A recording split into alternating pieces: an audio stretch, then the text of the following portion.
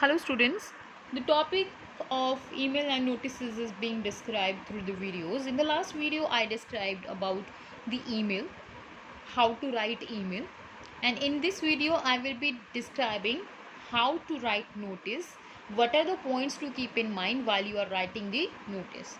Well, a notice is a written or printed piece of information or news of some event that has happened or is going to happen.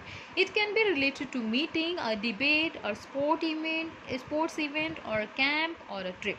So the notice can be related to any of these topics whichever they have mentioned here. Okay, it's a piece of information you want to convey to somebody.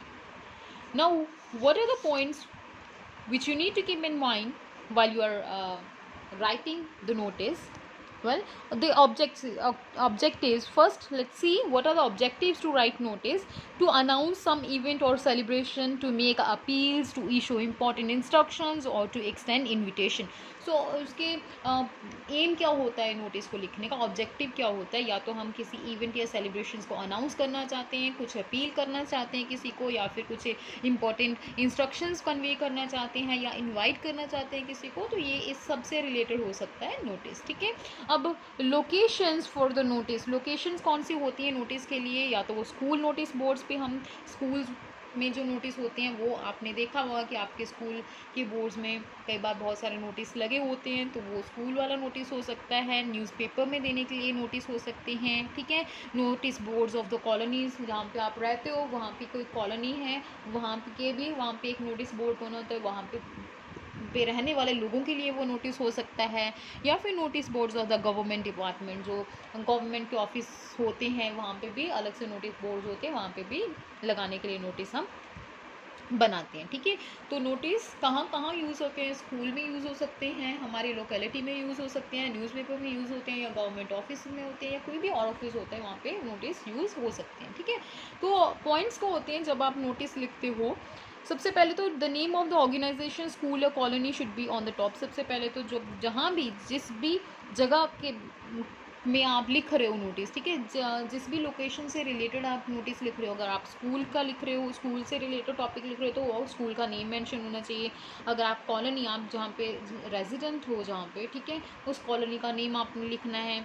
या फिर अगर कोई organisation है या जो कोई भी office है उसका नेम आपने मेंशन करना है सबसे पहले टॉप पे. ठीक है. Here they have given a sample of the notice, the name of school and organization. ठीक है. जहाँ जिसके लिए भी नोटिस है. Next is the word notice should be mention. एक नोटिस वर्ड को आपने मैंशन करना है. Here as they have given the example, वहाँ पे ऊपर उन्होंने स्कूल का नाम लिखा हुआ है, फिर उसके नीचे लिखा हो कि ये नोटिस है. ठीक है. Third point, a precise title should be given. उसके बाद एक टाइटल देना चाहिए आपको. सबसे पहले नेम ऑफ द ऑफिस और स्कूल और लोकेलिटी, उसके बाद नोटिस वर्ड लिखना है, उसके बाद एक टाइटल देना है. नोटिस का जो भी टाइटल है, किस बारे में है वो notice. Next is date of issue of the notice should be written clearly. Date of the deadline of the last date should be clearly stated. सबसे पहले इधर आपने लेफ्ट हैंड साइड पे डेट मेंशन करनी है. जैसे आप सैल्यूटेशन लिखते हो लेटर से एप्लीकेशन में, वहाँ पे आपने डेट लिखनी है. और उसके बाद ये जो आप कोई भी इवेंट होने वाला है तो उसकी डेडलाइन क्या है, कब ख़त्म होगी वो चीज़ जिसके बारे में आपने मेंशन करनी है, वो आपके मैसेज में क्लियरली बताया होना चाहिए. ठीक है. Next is target group, for example the classes और the students for whom the notice is मेंट.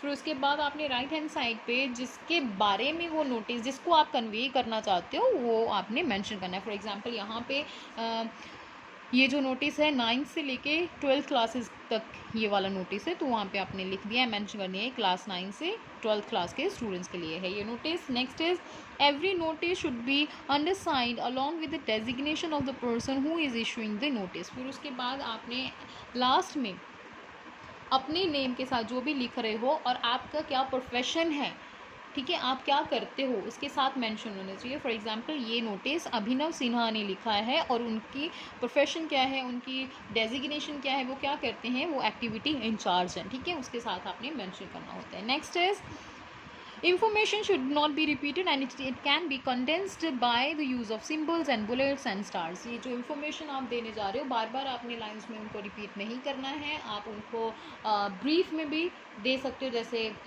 हम नंबरिंग नहीं कर देते 1 2 3 ऐसे, या फिर नंबरिंग करते हैं, या फिर हम बुलेट्स यूज़ करते हैं उनके सामने, या फिर हम स्टार्स के साथ हम अपने मैसेज को लिखते हैं. ठीक है, तो वो ब्रीफ में होनी चाहिए इन्फॉर्मेशन, ऐसा नहीं कि आप बार बार रिपीट कर रहे हो उसको इन्फॉर्मेशन को.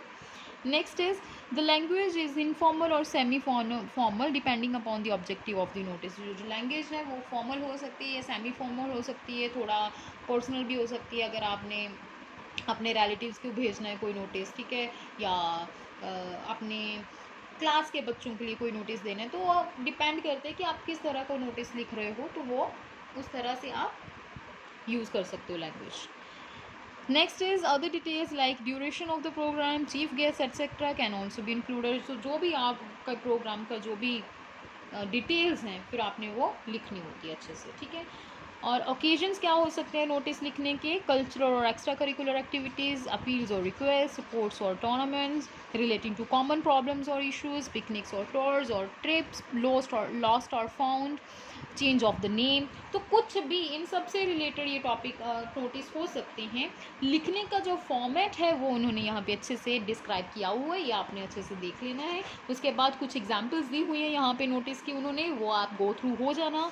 उसके बाद एक्सरसाइज में भी उन्होंने आपको नोटिस दिए हुए हैं कि कैसे आपने कौन सा नोटिस लिखना है. फिर आपने जब ये देख लिया वो नोट्स, आपको पता चल गया कि कौन से पॉइंट्स रखने हैं माइंड में. उसके बाद ये वाले जो नोटिस हैं उनको अच्छे से ब्रीफ में पढ़ लिया, अच्छे से पढ़ लिया, और उसके बाद ये जो एग्जाम्पल्स उन्होंने एक्सरसाइज दी है उनको अटैम्प्ट करके देखिए नोटिस करने को, कि नोटिस आपने कैसे लिखना है. ठीक है, ये खुद से करना है. पॉइंट्स मैंने बता दिए हैं, एक्सप्लेन कर दिए हैं, फॉर्मेट आपको दिया गया है, आपने जस्ट गो थ्रू होना है. ये जो एग्जाम्पल्स दी हुई है नोटिस के उनको गो थ्रू होके उसके बाद ये एक्सरसाइज को आपने अटैम्प्ट करना है. ठीक है, जैसे ईमेल में भी आपको मैंने डिस्क्राइब किए थे जो पॉइंट्स हैं ईमेल्स के, वो मैंने डिस्क्राइब कर दिए हुए हैं ऑलरेडी. ये फॉर्मेट होता है ईमेल का. ये वाले आपने हिंट्स जो हैं, जो पॉइंट्स हैं वो माइंड में रखने हैं. ये उन्होंने एग्जांपल्स दी हुई हैं ईमेल्स की, वो आपने गो थ्रू होके एक्सरसाइज को खुद से प्रैक्टिस करना है. ठीक है, तो this was about the topics of email and notices. I hope you got this idea how to write the email, how to write the notice. Everything is mentioned in your book. You just have to go through thoroughly. You will get how to write your notice or email. Okay, so if you have any doubt still left in your mind, you can ask me, you can contact me. So with this topic of email and notices is over. If you have any doubt, do contact me. Okay, so thank you.